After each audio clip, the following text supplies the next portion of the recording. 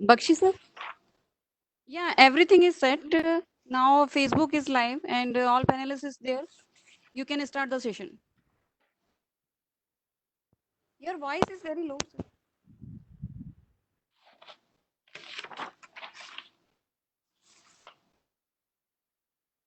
Unmute Bakshi ji. Bakshi sir, unmute. Hello, Bakshi sir? Yeah, Yes, now is okay. yes. You can start the session. Yeah, within few minutes I'll start. Okay, sir.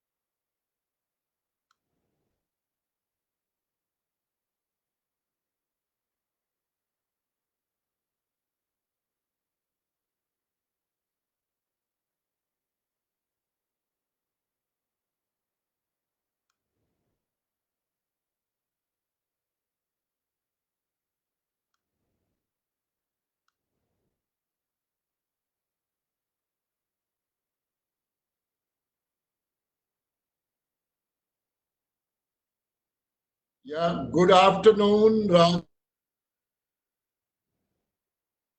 Can you hear me? Good afternoon, good evening, namaste, sawadikap. Ladies and gentlemen, Global Talent Company is back here again with something very important and different. Why I say important and different? We have 6 well-known CFOs of our country. I am excited, rather thrilled to present you these 6 well-known, very respected finance leaders, great nation India, who are with us on this digital platform. Mr. Ajay Seth from Maruti Suzuki, Rajneesh Magan from Weimar India, Mr. Paresh Gupta from GVK, Mr. Praveen Dokania from GSTN, Madam Aarti from Punjab National Bank, and last but not the least, Rajiv Kapai, ex-Boston Scientific.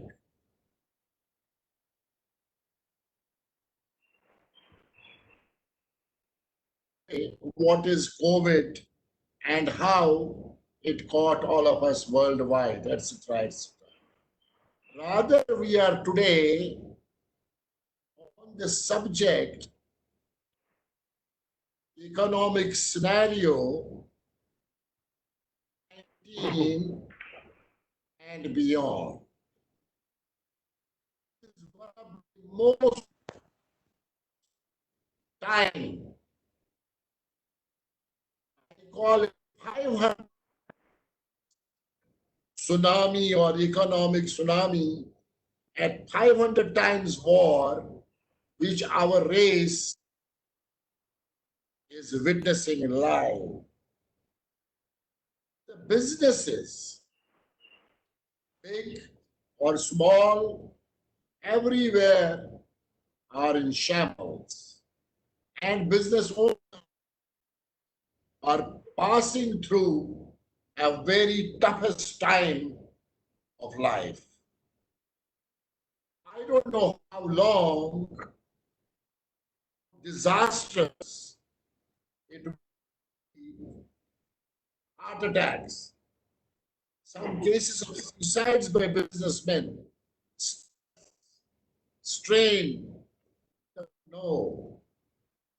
Also, other side, the workforce from a professional leader to an associate who is working on the shop floor or on the streets, everyone is affected and affected by this present crisis.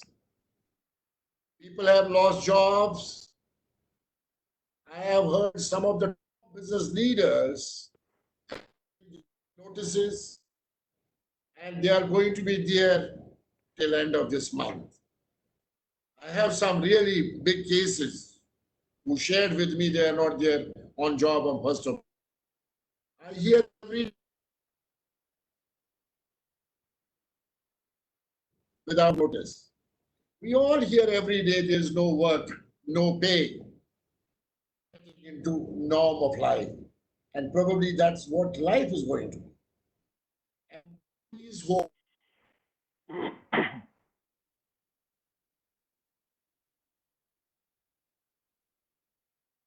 beyond the first month.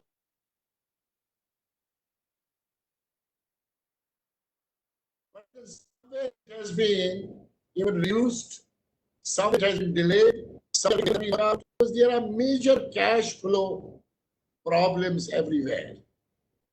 Government has taken some steps with 3 announcements.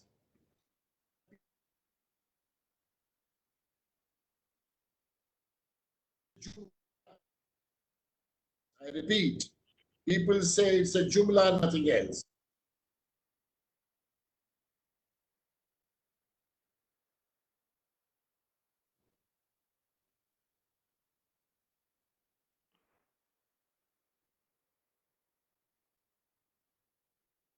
Has been done on the account. Recent MSME loan reliefs to run the companies, and some measures. MSME is crying. I am part of India SME Forum, and I see cry every day from business owners. I work this MSME and business owners are happy with the measures taken. What I am trying to say here is that present state of affairs is totally unknown to probably closing down some of the shutters of some companies, if not big, small companies. There is certainly need to relook, revisit, re-establish the organizations, which everyone calls today rebooting. How to reboot? Vitalize. It has become totally out of control.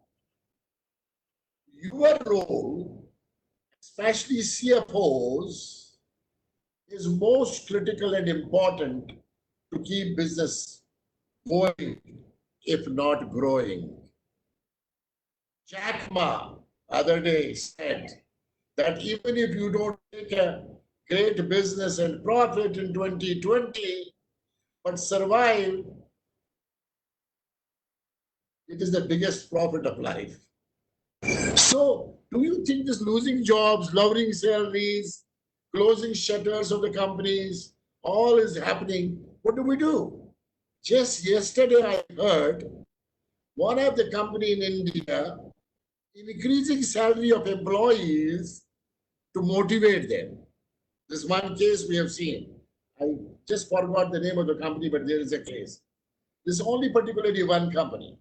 I also would like to share, while business owners keep motivating their employees through Zoom calls, WhatsApp calls, but I would also suppose that one of the business owners whom I know very closely is a great friend who has 5 manufacturing plants in the country with 4,000 employees and is in the business last 45 years. He invited his top leaders on Zoom. Do you know what he asked them? He asked his top, near about 30 top leaders, the business owner, he asked them, how can you motivate me to remain in business due to COVID. He thought that boss is going to motivate, while as he is asking his leaders to motivate him to remain in the business. This is absolutely right. He is not wrong, probably. He's surely great in his approach. I firmly believe and say that even employees have to think differently to remain in business and keep motivating business owners and promoters. That means employees themselves have to become the entrepreneurs of their business enterprise wherever they are. For our discussion this evening, which people are watching you on the Facebook as well as WebEx here, is that what view as top class CFOs of the country. These were my little opening remarks. Now the format of this evening would be, I have some questions for each one of you, my esteemed speakers. I would like you to answer those questions. I am representing attendees and the general public.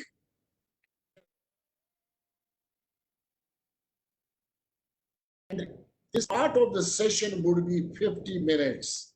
I will ask you probably each one of you 2 questions each. So we will run for 50 minutes this. My questions to you and you will respond. You will respond within 3 minutes, the first question and the second question in 2 minutes. During this thought process being exchanged by you, I request both on the WebEx as well as Facebook, the section.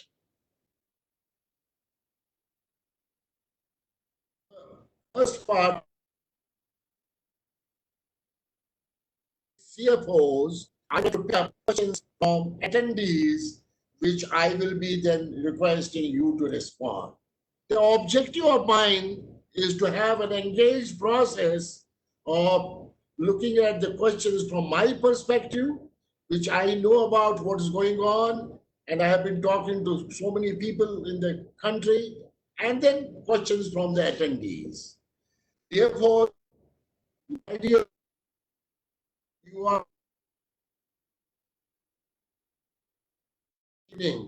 please raise your questions, keep on raising, enter your questions in the Q&A section, and on the Facebook, please keep on raising. I will pick up both. That is the format. Let me now begin with a quick brief of the speaker and the first question. Let me now begin with the first one.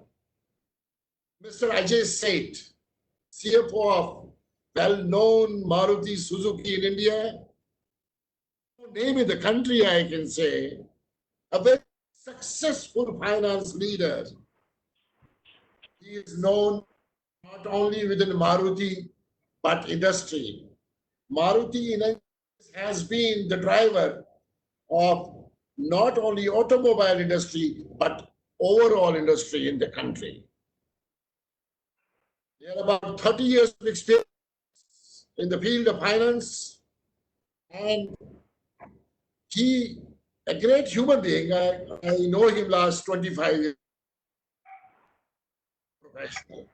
Mr. Ajay says, sir, I have a question for you. And the question goes to you, sir. Jack Ma and Ratan Tata earlier said, no need to look for profitability of your company in 2020. If you just survive and live in this world, it itself is a profit. What do we get from this statement so far as business is concerned? You can respond. You have 3 minutes, sir. Sir, as the I would request you to be within 3 minutes. Thank you very much. You can on your microphone. Happy to Mr. Bakshi, and as you said, my time starts now, so I'll put my 3 minutes uh, clock rolling now. But I think the statement, whether the statement was actually made or not, is not authenticated. But what's being said is absolutely correct. We are in some unprecedented times now. I think if one looks back, these kind of times have not been seen in a lifetime. These are situations that happens once in a century, and we are in a similar situation. I remember a very good quote, which was made by Mr. Narayana Murthy, Infosys honorable chairman, some time back, when he said, "A good company, a successful company, is one which can run its business for 1 year without doing any business, with zero business activity." So I think if company has that pursuit and can have that sort of a strength to manage its business, but keeping its employees and meeting expenses and yet not vanish or not disappear. But these are statements which may not fall fit in all cases. I think today's context is very different from what we used to think yesterday. It's a situation of survival more than of making profits or growth or things like that, because that certainly is not the case. All businesses have got disrupted, whichever business you are in. These are very, very difficult times, and the problem is you don't know when will it get sorted out, because you don't see the light at the end of the tunnel. The pandemic is not yet sorted out. The vaccine is far away, so till that time is going to be a struggle. A company like ours, for example, has started operations, but to have a continuity of operations would mean the entire supply chain should work together. We don't know at what point in time it will stop, and what kind of hurdles you find with the local suppliers or the international suppliers. So variety of things. So I think what is important in today's context first is keep your employees safe, which is very, very critical. The organization must make sure that they have taken all precautions for all their employees towards safety, whatever it means, but the standard operating procedure should be well laid down. The second most important thing is look at how do you improve your productivity and cut costs, because I don't think you can operate on costs which existed a year back. You will have to look at your costs very differently, and you will have to be very aggressive, very ruthless in cutting costs in several areas, including your discretionary spends that you used to have. And third is stay afloat. Don't have idling assets in your company. Try to get rid of them. Try to conserve cash as much as possible, and kind of put a stream to all unnecessary events, expenditures, as I earlier mentioned. Now, the different streams of businesses will have different set of problems. So one will have to look at which business you are in and how do you need to address that business with respect to its people, processes, cost, and the future ongoing part of the business. So everyone will have to look at it from that perspective, and then kind of find a solution for that sort of a problem. Last but not the least, I think the employee motivation in these kind of situations is very important, because there is so much of stress today, and the aspect of fear amongst employees. I think good leaders are ones who can give them comfort, who can give them assurance, and who can ensure that these difficult times will pass away. But keep them motivated and keep them going. So these are some of the aspects that I would like to highlight on. But at the end of the day, I think it is very important for every individual business to deal with it in a manner that they're able to conserve cash, they're able to reduce costs, they're able to be more productive, and at the same time they're able to change to the change environment. So situations will keep changing. It's so volatile now. So be adaptable. Adaptability to change is very, very essential in these kind of times and circumstances. So with that, I think I will end my answer to your question, and over to you, Mr. Bakshi. Thank you, Ajay sir.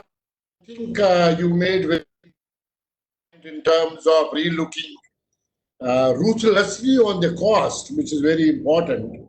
And of course, you are very right to keep the motivation level of employees at any level high, and of course, adaptability to change. And I think I can sense that most of the people when they go back to work beyond COVID, there should be a lot of change in the mindset of the people.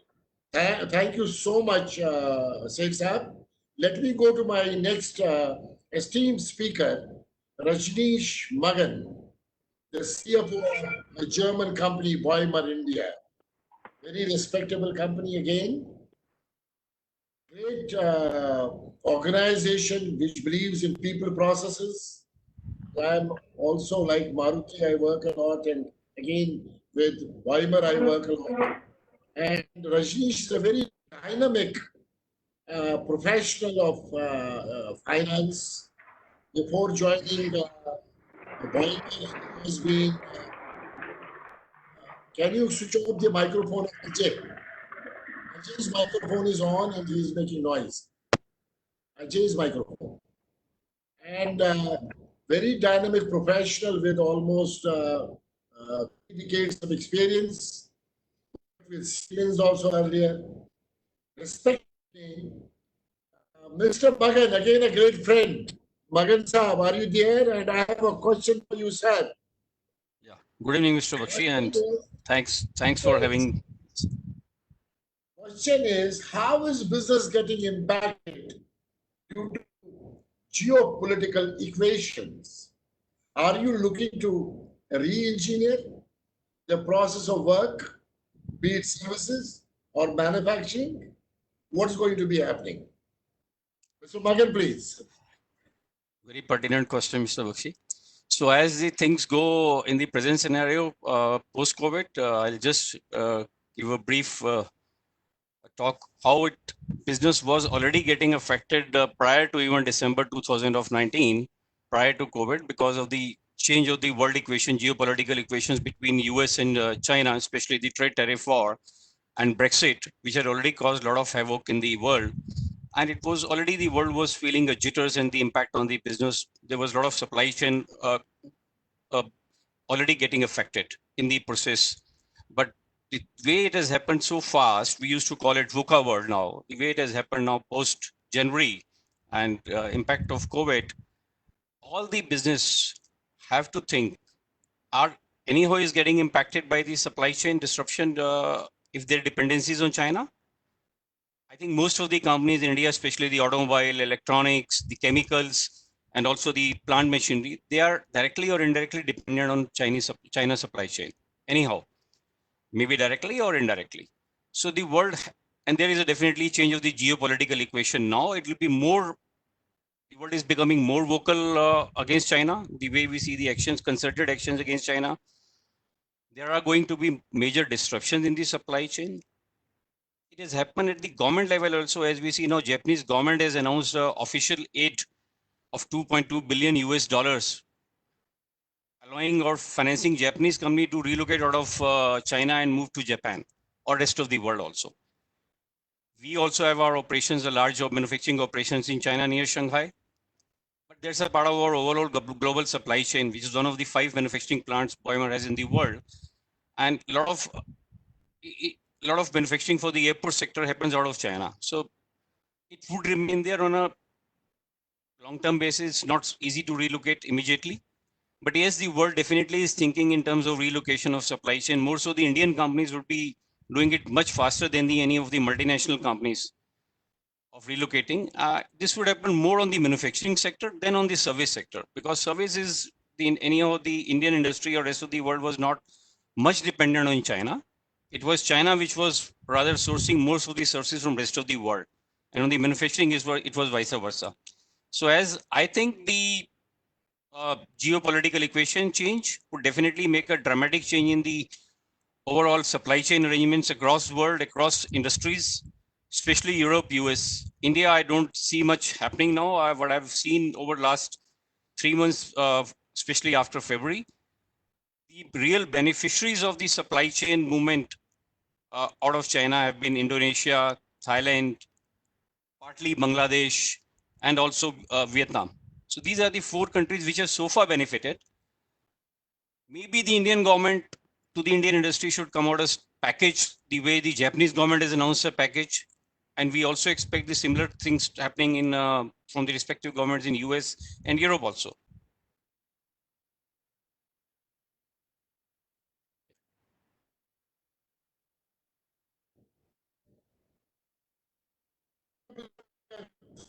So much. I think that was a quick overview.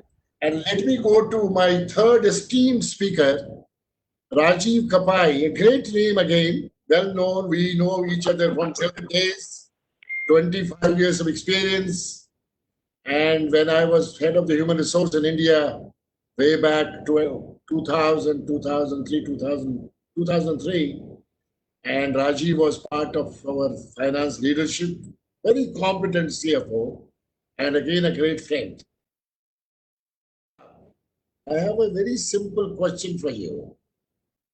We're all talking about new normal, new normal. Every day, everybody talks about new normal. What does it mean in terms of finance and especially the bottom line, the dollars, the bahts, the rupees, the yens, and euros? How do we really stabilize and strategize our businesses in at least 6 months forward?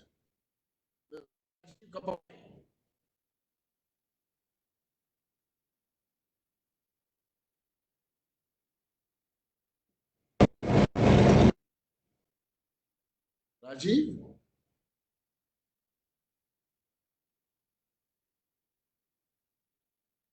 Oh, Rajiv is not here. Okay, He's there, sir. he's there. Rajiv, can you? Rajiv Kabai, sir? Okay. But he can hear even if he is muted. He can hear even if he is muted. No, he is not muted.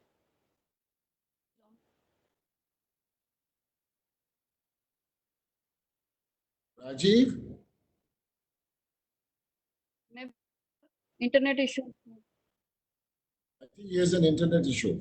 Okay, can I move Rajiv later? Let me now talk about Paresh Gupta. Paresh is famous 22 years of experience in finance leadership, presently with GVK Bio, extremely focused on business.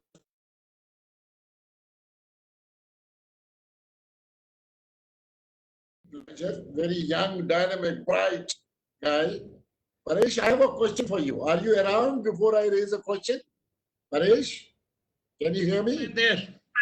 Yes, I can Yeah. hear you, Mr. Bakshi. Yeah, CFO in COVID situation, disruption is the new norm. First, as Rajneesh talked about VUCA world, and now COVID. How are our business learning to manage this? Can you throw some light? Thank you, Mr.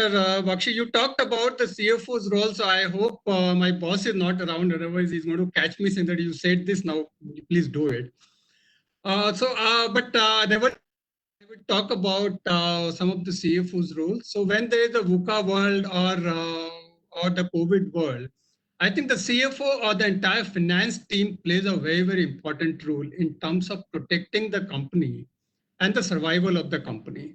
So, what happened is that CFOs are the ones who has to create scenarios and plan A, plan B, plan C. And in terms of, because the situation is such a volatile situation, nobody knows for sure what is going to happen. There are lots and lots of factors which are still unknown. We don't know what is going to happen to the disease itself. Is it going to come back? Is it going to kind of last longer?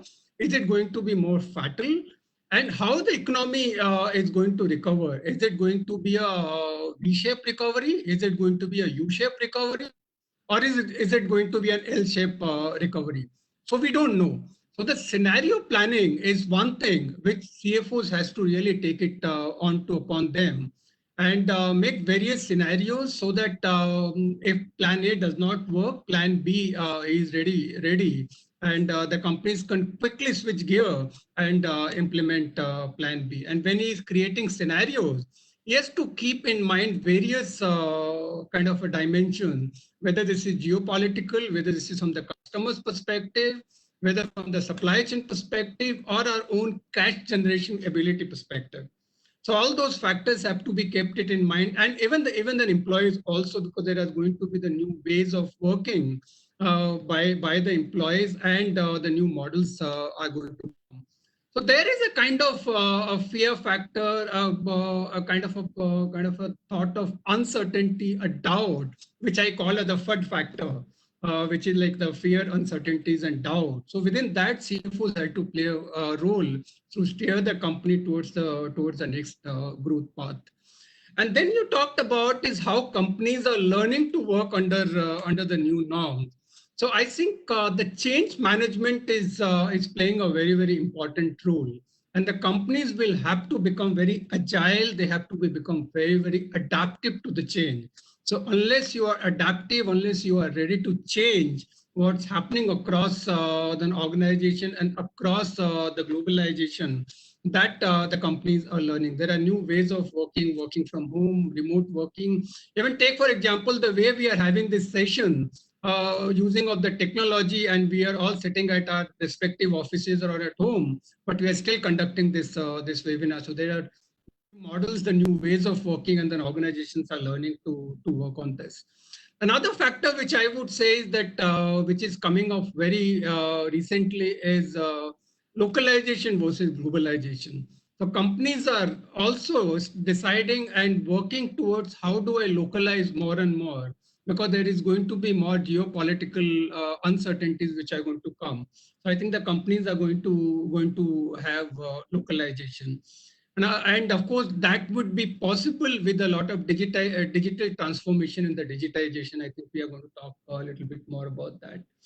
And another thing with the companies are also finding it is that why waste a crisis, and can we convert this crisis into an opportunity? There are lots of new opportunities which are emerging. I think somebody has already talked about it. There is a lot of anti-China sentiment which is happening. So if business is going to move out of China, and can we increase our market share? So that's another area is what people are working on, or the companies are learning to adapt. One more thing which has happened here is that COVID has become a great leveler, because COVID has not spared the large organization or the small organization, the rich or the poor. So it has become a lot more a level playing field for the organization. And then organizations who are agile, who are adaptive, and who can change fast, can really take advantage of this and convert this crisis into a opportunity. And the last but not the least, I would say, is that health, safety, and the employee well-being is something which is currently at the topmost priorities of an organization. Because even if you can bring your operations back up and running, but if your employees don't feel safe, they are not motivated enough, they don't return back to work. We are already seeing there are a lot of migrant laborers who have already gone to their villages. And even when the industry comes back, you don't know how the industries are going to operate without the laborers. So that's you have to take care of your employees' health and safety, so that they feel very, very safe and return to work. And under this all these circumstances, I would say the one aspect within organizations are very, very clear, and they need to focus on is the communication. You will have to continue to communicate with all your stakeholders. I mean, just to let you know, today itself, before joining this seminar, I had 2 communication seminars within the organization. So that communication is going to play a very, very important role, and organizations will have to continue to communicate, whether this is positive or negative, or what we are doing, sales, safety, and everything. So those are some of my thoughts, I would say, is how CFOs can help organizations, and how organizations are preparing themselves. Thank you so much. Very beautiful thoughts, and agility and adaptability and communication. Power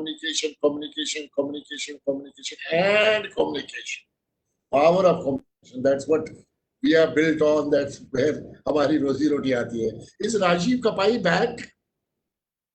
Yes, I'm back. Yeah, Rajiv, I was looking for you. There was something wrong with the internet with you. Anyhow, that is what happens in the digital space. I introduced you already, my dear friend. I know you last 25 years. You're a great finance leader. I have a question for you, which you need to respond. The question is, we are all talking about new normal. Everybody talks about new normal. Political, business leadership, employees, everybody talks of new normal. What is in your terms, especially when we talk about finance bottom line, how do we need strategize business for next at least 6 months time? You have 3 minutes to respond to, Raji. Sure. So I think at the outset, thank you so much for getting me a part of such an esteemed panel. The Global Talent Company, I think what you're doing across the Asia Pacific and the larger part of the world is phenomenal. Kudos to you, your team, and for getting us all together. I would say that before I speak on the exact piece what you are articulating, I think it is very, very clear that nature has forced all of us, the entire globe, to look at things with a much simpler perspective versus what we had continued to move on.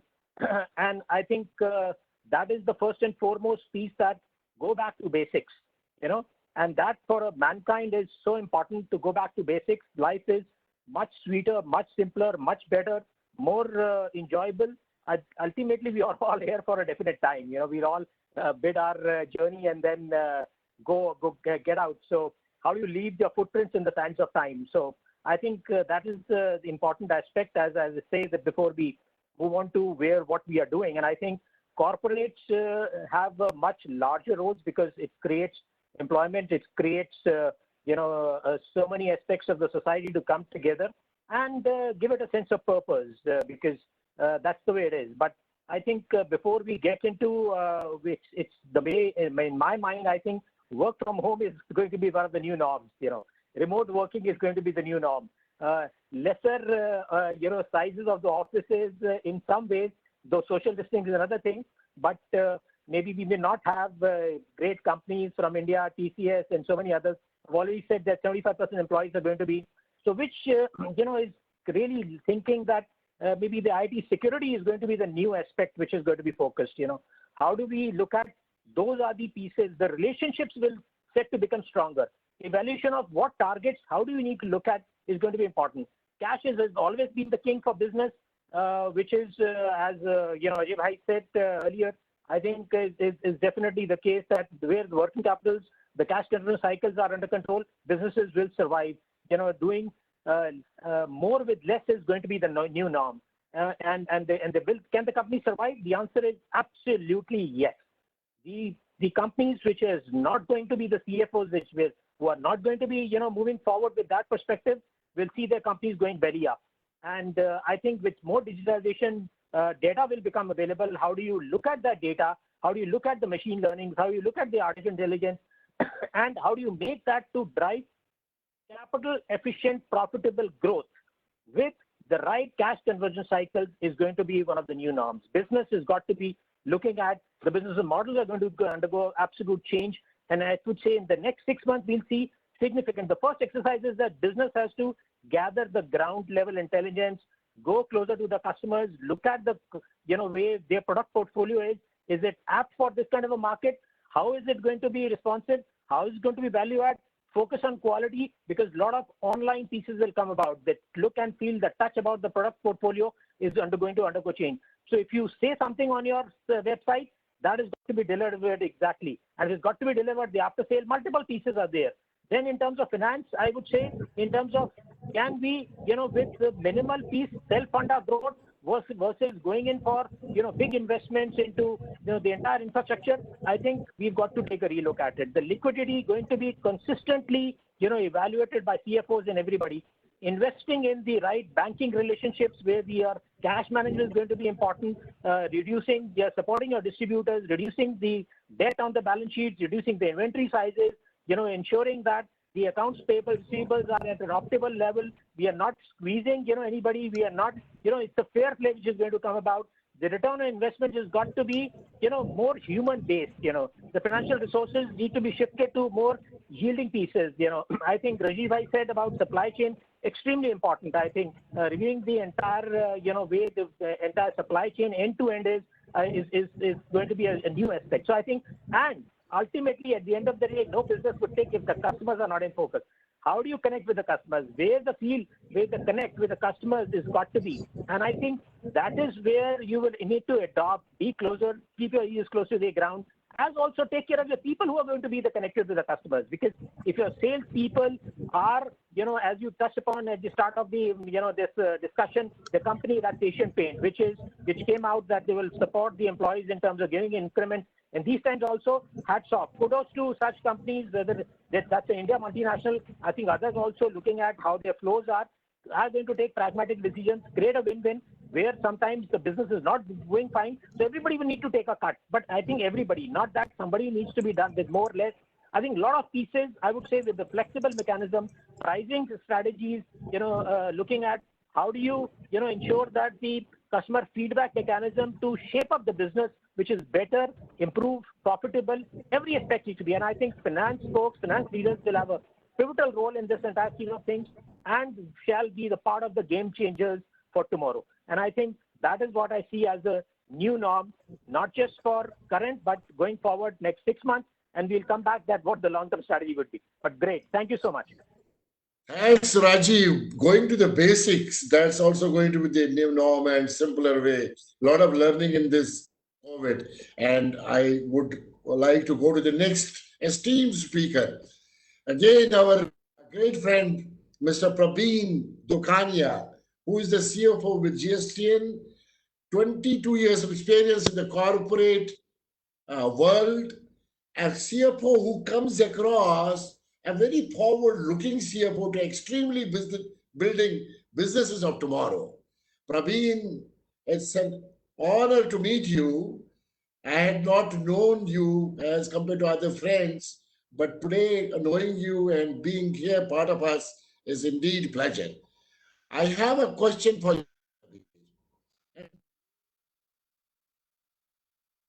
Because I am also a small business owner, and even Prime Minister India, as compared to any other political leader in the world, believed in people first, not business first.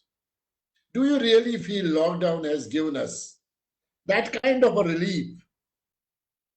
But on the other side, don't you think it has devastated some of the businesses, most of the businesses rather?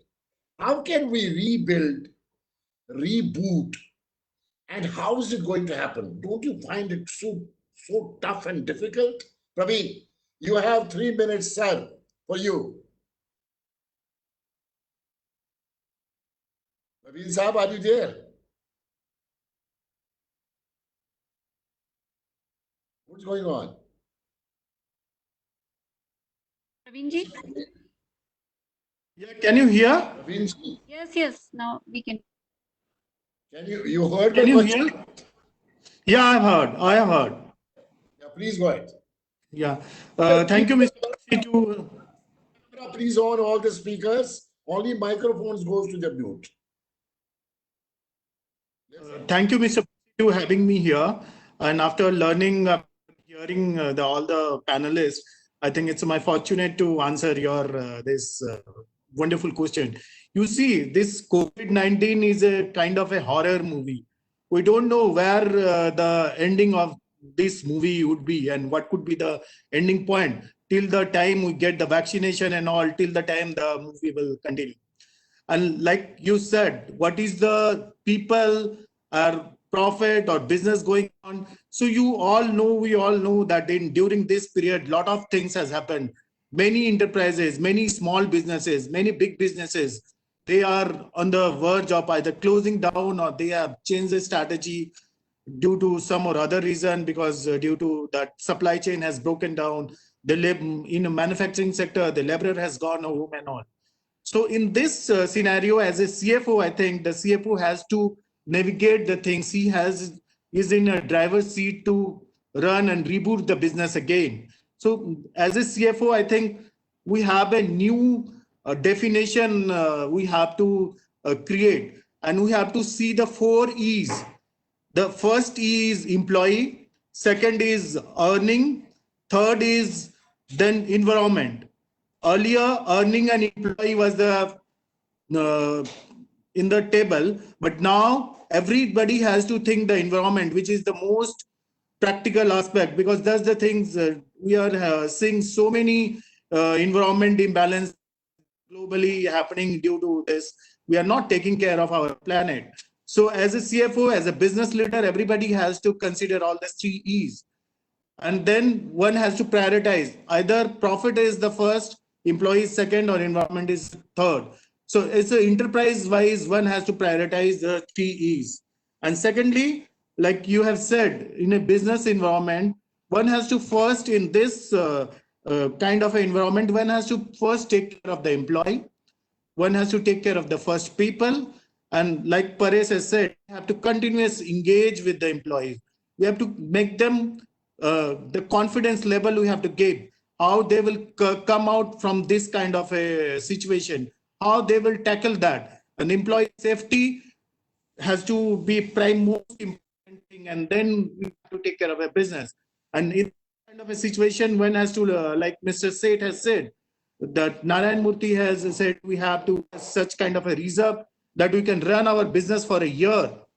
So those kind of aspect, I think as a CFO, we have to build that environment and look forward for a future. That's it from my side. So, employee, earning, and environment. Wow, 3 E's. I call 3 E's as education, experience, and enlightenment. I run programs on this. I'm learning today another 3 E, and I will be using it. I hope you don't. I have a copy on education, experience, and enlightenment. Very great thoughts. Last but not the least, in the first round, I am moving to the women power. You know, I am a firm believer of women power in the world. 2 shows of power already done. And this women power we have with us is the CFO.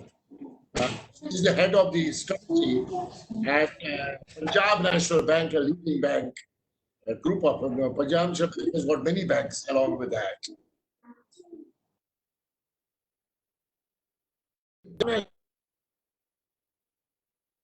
She looks very young. The amount of experience she has got is amazing. Wow, Aarti ma'am. Glad to get you here, especially on the banking sector. I have a ma'am question for you. Government packages to business. Packages till now, people call it eyewash. How do you understand that this for the industry? And very specific on some of the key highlights which can save our industry from closing the shutters. Aarti ma'am, for you. You have 3 minutes, ma'am. Thank you, Bakshiji. And thank you for having me over. And to begin with, as I'm from the banking sector, so I will just expand it a bit more. It was not just the 3 packages. The start was also made by the Reserve Bank of India. So it has to be seen the holistic picture. It's not just the, the starting was by the Reserve Bank. There were certain issues and certain, inducements announced by the RBI. Now, I mean, coming back to it, what in any industry or any sector, what is it that would be required? So that would be 2 things that we feel initially would be required would be the liquidity and the, say, capital. Now, towards the liquidity front, it was well addressed by the RBI to begin with. The RBI had announced a couple of measures. First of all, they did a targeted long-term repo operations for 1 lakh crore. That was the liquidity infused into the system. This was followed up with another 50,000 crores of TLTRO for investment into the specific bonds and commercial papers of NBFCs and the MFIs. In addition, there were special refinance schemes announced for the NABARD, the SIDBI, and the National Housing Bank for an amount of 50,000 crores at the policy repo rate, which is at 4.40% right now. The CRR for the banks was reduced which again led to an infusion of liquidity by about 1,37,000 crores. But most of all, the most important thing, as you have specifically limited your question to the industry, was the moratorium of 3 months on payments of installment and payment of interest on working capital finance in respect of all term loans. In respect of the working capital finance, there was an easing of the margin requirements, which would have which is leading to enhancement in the working capital limits for the industry or the borrowers. For the loans to the non-bank financial companies, to the commercial real estate, additional time of 1 year had been given for extension of the date for commencement of the commercial operations. These were the measures, some of the measures announced by the RBI for supporting and supplementing the liquidity in the system. Now, coming to what the government has announced, the 3 packages that you talked about. As we all know, the MSME, the focus has been on 9 sectors, of which the major part that would interest us here is the MSMEs. Now, MSME is a critical aspect of the whole economy. It is about 1/3 of the GDP, 1/3 of the export, and it gives employment about 120 million people. So the MSME, the focus has been on the MSME, the emergency credit line for the well-functioning MSMEs has been given at about 3,000 billion to all the companies which have been, this is a collateral-free loan, which would be automatically be given.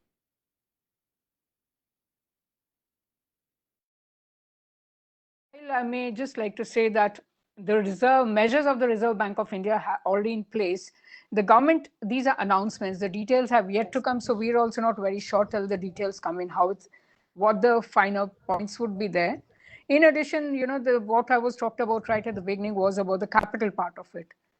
For the MSME sector, the subordinate debt for stressed MSME is about, 200 billion has been provided for that. Funds for the equity infusion into the MSMEs, about 500 billion has been set aside for it. So a total of about 3,700 billion has been given for the MSME sector. In addition, for the NBFC sector, special liquidity scheme for the NBFCs, housing finance, and the MFIs have been announced for about 3,000 billion. Similarly, for the partial credit guarantee for the NBFCs has been given at about 450 billion announcement has been made. So a total of about 750 billion rupees has been announced for the NBFC sector. Additionally, liquidity infusion into the DISCOM sector is about 900 billion. And there is, of course, the schemes that have been announced for the agriculture as well as for the, the certain targeted sectors like, the small and marginal farmers, plus the small vendors and others. So the laborers or the middle class or the farmers. So holistically, yes, the package is there. It is, let's see how it works out on the ground. The announcements are very good and laudable, and hopefully this should be the one that should be, the stimulus should be coming from there. Basically, the additional liquidity is what gives a spending power, and which in itself would spur the demand and therefore give the stimulus to the economy. My time, in case. Thank you so much. I think, yes, I also understand there has been a lot which has been given by Modi government, but still, I think unless we have ground realities, we don't know. Personally, when I look at my business, I was expecting something to do on GST, where we raise invoices and our money gets stuck and companies do not pay us, and invoices gets rejected, and it has happened in the process of this lockdown, and we have deposited GST and we are not getting payment from the companies, and payment is getting stuck for months together. Having said that, let me move to the second part of the question. And I'm going first to Mr. Ajay Seth of Maruti. Sir, why is in corporate companies or others, I'm not specifically talking about Maruti Suzuki, why do they delay payments to small, medium enterprises and vendors on one ground or the other ground? Why is becoming it normal in India that you are not paying to small vendors and SMEs in time, and their cash flow gets completely hit? Ajayji, for you, you can give a quick response.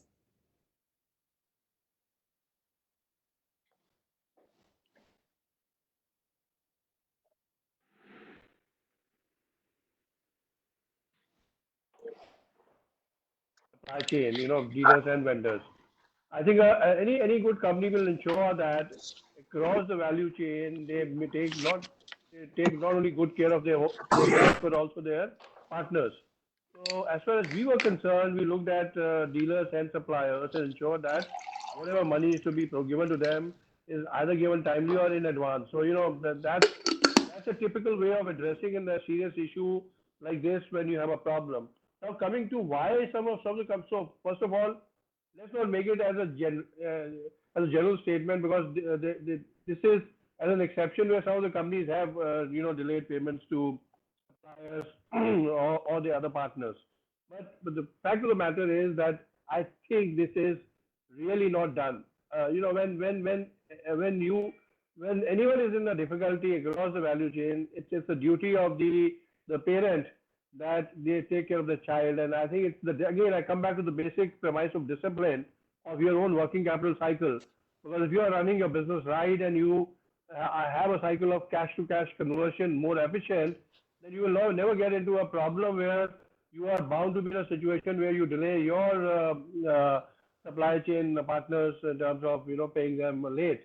So it's a question of, one, intention. Second, it's a question of your processes and systems that you follow in your business, how efficient you are with your working capital cycles, and therefore you're able to take care of any difficult situation if you are in. And third is, even if you have a difficult situation, I think you need to bail out your supply chain because that is the most important link for you for business for future. So in this kind of a scenario that you saw some time back where people delayed some of their vendors, I think it is more out of the knee-jerk reaction and not looking at a long-term business picture and long-term solution to a problem. So I think the sanity prevailed thereafter. Things started settling down. But and then banks later on, I think government came to help banks in terms of moratoriums and things like that. But you're right. I mean, absolutely a commitment from OEMs that all their feeding system to their supply chain should be always intact, and there should not be any delays in payments to them. Otherwise, the basic confidence in the business is shaken, and it also may lead to some of the closures of some of these small people who are not able to deal with such shocks in the system. So that's broadly what I would say on the episode of the working capital payment delays and so on. Thank you so much, Mr. Seth. I think I would certainly respect Maruti for that matter, and not major delayed payments. But there are organizations wherein people don't pay for 3 months, 4 months with payment terms of 15 days, 30 days, and 4 months, 5 months, 6 months. And especially when we look at COVID times, it has been tough to deal with some of the organizations' payments being pending. Even the multinationals, for that matter, I want to tell you, I don't want to name here. Let me go to the second question. Again, Boimer, as a company, I have a lot of respect. Even in COVID times, they could make sure that the payments are done. Mr. Magan. Mr. Magan, are you there? Rajesh Magan, sir. Yeah, Mr. Bakshi. Yeah, I'm there. Post-COVID is going to push us into automation with AI and MI and lesser inclination to HR wherever possible. So what do you think about it? It's a good question. I hope not addressed to Boimer. It's a general question. But yeah, very right. I mean, pre-COVID also what we have seen is that most of the automobile industry is very high on automation and their entire supply chain. And the capital machinery manufacturers like Boimer or similar companies, they are somewhere in the middle of automation in terms of the manufacturing. But post-COVID, the way the entire scenario has happened, and especially with respect to the migrant labor, and in the times to come, you'll have more issues with the labor. I'm sure more investment in our companies also is going to happen on the shop floor in production on the automation. That's for given. And there are already thoughts around that. Secondly, in terms of the other business functions, especially the finance, HR department and legal, we have already had drawn a roadmap even prior to COVID. Last year, we have been working on this with respect to the tools of AI and chat box tools. So we have been working on that, but now the roadmap was there, but I think post-COVID, the entire process would be speeded up and the more of the investment would happen in that area also, in all these three functions. Especially now coming to the second part of your question, that the investment deferment or on the HR, that's not the general case. I would think this would happen, maybe happening in the industry. I also gather some information that is taken as a last priority or least priority now, especially post-COVID, a lot of budgets are cut. What we have done in our organization, especially post-COVID, is what we have said is okay, going forward until December, there would not be any outbound programs where large groups of employees are going for any workshops or even sponsored programs with MDI and ISB where we are participating as a company. We would not be sending our employees there until December, at least as a safety measure. But most of the other programs would be continued on a web-based trainings and all that would continue. There is no cut, at least in Boimer Group and Boimer India, especially with respect to the HR initiatives. All those initiatives, we stand committed as a company. Easier and better in days to come. We can look for opportunities. Our next question goes to Rajiv Kapai. Rajiv, I hope you are there because last time you had an issue. Yep. Okay. Rajiv, Yes. yeah, how can a CFO help repositioning the company on path to success and re-engineering and re-establish with a comeback to growth and we grow? What's your view about it? Very interesting, very forward-looking question, and that can come in from somebody who does training to the best in class in the world, who inspires people. I think it is such a wonderful question. And see, I would be very candid that there is no perfect solution as we speak, because how long this pandemic would last in real sense and how this would play it out is also not perfectly there in place, because there's so many other pieces which we are not clear, because any risk manager would not be able to comprehensively take care. But I think how we need to be fleet-footed, how we need to be agile, how we need to be taking decisions which are well thought through, and how do we look at that as this shapes into a recovery. What kind of recovery will it be? Will it be U-shaped? Will it be V-shaped? So many pieces. We can create as finance fraternity, we can create along with the CEOs and the other senior leadership to create, different simulations. And that is one time, because what you do in the times of, crisis, you take a deep breath, step back, and also then to look at that how versus the current phase, which was different than the normal phase, the change is going to be. But I think going back where your background will come into play, the people like you is talent, and where is the right global talent, because there will be possible redundancies, closures, and corporate must keep looking at the fresh infusion of talent, plus look at the old to be retained or rejigged, retrained, refined for the times of tomorrow. As also look at that as we move forward, your portfolio, is it equipped to handle this or not? Maybe we need to look at it. What kind of new kind of customers are coming into play who are going to go for your portfolio in a different way?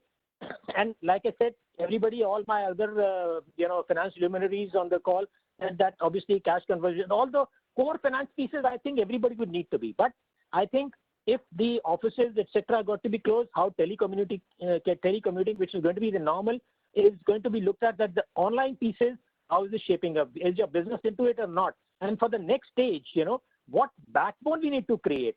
Because as the crisis ends, and it will end, the companies would want to invest money in the places which are going to be strategic shifts, and the differentiated models, looking at e-commerce, looking at, and maybe I would say that a lot of opportunity for merger and acquisition will come into play. A lot of companies which have not been able to, get through this easily, but have great assets, have great, potential, I think will be coming at much cheaper price. So one needs to have cash to be able to buy it out. Those are the pieces which I see. And I think at the end of the day, human dimension will be very important. You need to look at the employee